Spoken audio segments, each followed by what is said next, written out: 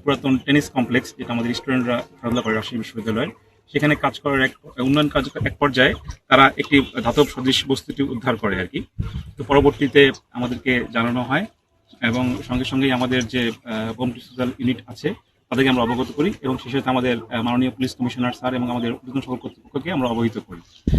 তৎপ্রেক্ষিতে আমাদের স্যাররা আমাদের বিষয়টিকে ক্ষতি দেখতে বলে এবং ক্ষতি দেখার পরবর্তীতে আমরা আমাদের টিমকে অবহিত করি এবং সেখান থেকে আমাদের যে বোম ডিসপোজাল ইউনিট আছে সেখান থেকে আমাদের যে বিশেষজ্ঞ আছে তারা বিষয়টিকে পরীক্ষা নিরীক্ষা করে।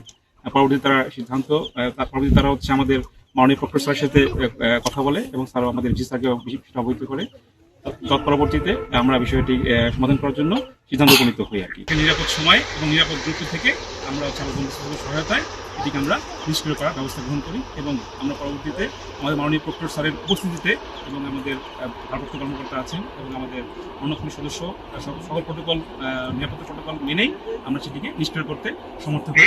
Spanish digital print tiles, ATI tiles, এক টাইলসে জীবন পার। আমাদের বিশ্ববিদ্যালয় স্টেডিয়ামের পূর্ব পাশে যে জিমনেশিয়াম আছে তার লাগোয়া যে একটা টেনিস মানে পুরাতন টেনিস কোর্ট ছিল, সেটা দীর্ঘদিন অকেজ হয়ে আছে। এইটাকে আসলে রিনোভেট করে খেলার উপযোগী করার কাজ চলছিল।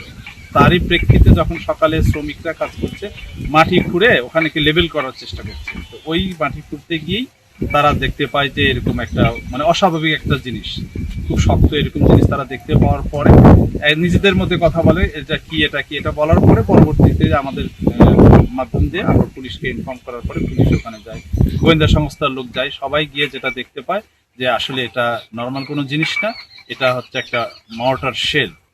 তো এটা কবে পাওয়া গেছে সেরকম আসলে স্পেসিফিক করে বলা যাচ্ছে না। এটা আমরা ধারণা করি যে 1971 সালে স্বাধীনতা যুদ্ধের সময় যে পরিত্যক্ত, এখন আমাদের দেশে সারা দেশে ছড়িয়ে ছিটিয়ে আছে। ইভেন আমি পরে জানতে পারলাম যে আমাদের বিশ্ববিদ্যালয় ক্যাম্পাসেও এ ধরনের মর্টার শেল ইতিপূর্বে পাওয়া গিয়েছে। তখন আমরা ডিসপোজাল টিমকে ডাকার পরে ওনারা তার প্রস্তুতি গ্রহণ করে। সেই প্রস্তুতি গ্রহণ করতে এই কিছুক্ষণ আগেই আপনারা দেখতে পেলেন যে সে মর্টার শেলকে নিরাপদে এরকম একটা ফাঁকা জায়গায়, জনমানব শূন্য জায়গাতে আমরা বেছে নিয়ে আমরা তার একটা বিস্ফোরণের মাধ্যমে এটাকে ডিসপোজ করা।